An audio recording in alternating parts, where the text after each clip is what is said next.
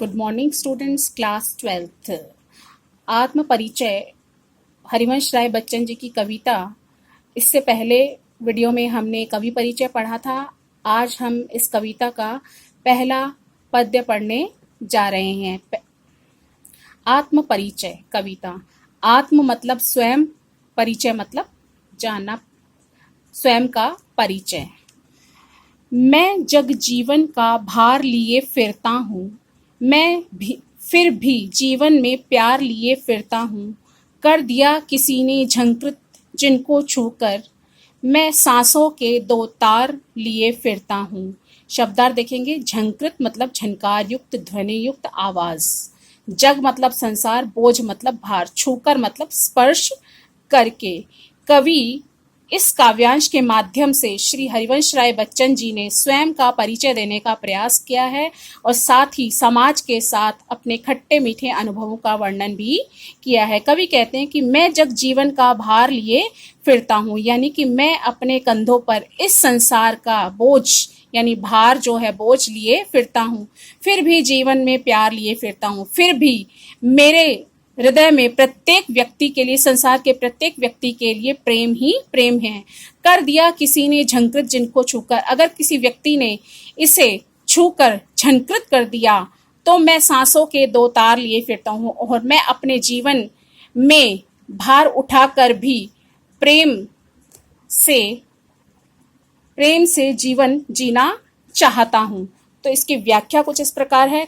कवि कहते हैं कि मेरे कंधों पर समस्त संसार के जीवन का भार है, फिर भी मेरे जीवन में सभी के लिए प्रेम है। अर्थात मैं अपनी वाणी के माध्यम से सभी की पीड़ा व्यक्त करता हूँ, यानी कि जिसके भी मन में जो दुख है मैं अपनी वाणी के माध्यम से उसे अभिव्यक्त करता हूँ और समस्त संसार से बदले में अपने लिए सिर्फ प्रेम रूपी व्यवहार की ही अपेक्षा रखता हूँ। जब कोई मेरे हृदय को प्रेरित करता है तो मेरा हृदय यह गुनगुनाने लगता है कि मैं जीवन का भार उठाकर भी प्रेममय जीवन जीना चाहता हूँ। विशेष जग जीवन में अनुप्रास अलंकार है, लय, तुक और गेयता है। लय मतलब लयात्मकता है, तुकबंदी है, गेयता मतलब गाने योग्य है और भाषा में मधुरता है।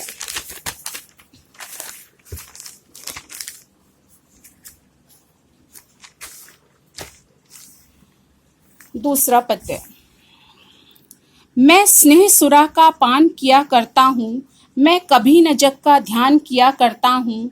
जग पूछ रहा उनको जो जग की गाते, मैं अपने मन का गान किया करता हूँ। स्नेह सुरा, स्नेह मतलब प्रेम, सुरा मतलब मदिरा, प्रेम रूपी मदिरा। ध्यान करना मतलब ध्यान आकर्षित करना। प्रस्तुत काव्यांश में बच्चन जी ने बताया है कि किस प्रकार संसार में रहते हुए अपने कर्तव्यों का निर्वाह अर्थात पालन किया जा सकता है। कवि कहते हैं कि मैं स्नेह सुरा यानी कि मैं स्नेह रूपी मदिरा का पान किया करता हूँ, अर्थात मैं सभी से स्नेह चाहता हूँ। मैं कभी न जग का ध्यान किया करता हूँ और मैं कभी भी इस संसार का ध्यान नहीं किया करता। जग पूछ रहा उनको जो जग की गाते हैं, यानी कि मैं एक स्वच्छंद प्राणी हूँ, मैं इनकी परवाह नहीं करता हूँ। जग पूछ रहा उनको जो जग की गाते हैं, यानी कि जो संसार के नियमों का पालन करते हैं संसार भी उन्हीं को पूछता है। मैं अपने मन का गान किया करता हूँ, मैं एक स्वच्छंद प्राणी हूँ, मेरे मन में जो आता है मैं वही करता हूँ। अपना जीवन जो है स्वच्छंदता पूर्वक जीवन जीता हूँ। व्याख्या। कवि कहते हैं कि संसार में मुझे भले ही कितने कष्ट या दुख दिए हैं, लेकिन मैं अपनी प्रेम की राह को किसी भी फिर भी नहीं छोड़ने वाला। इस संसार के रीति रिवाज नियम भी उन्हीं लोगों पर लागू होते हैं जो लोग इस संसार के अनुरूप अपना जीवन जीते हैं।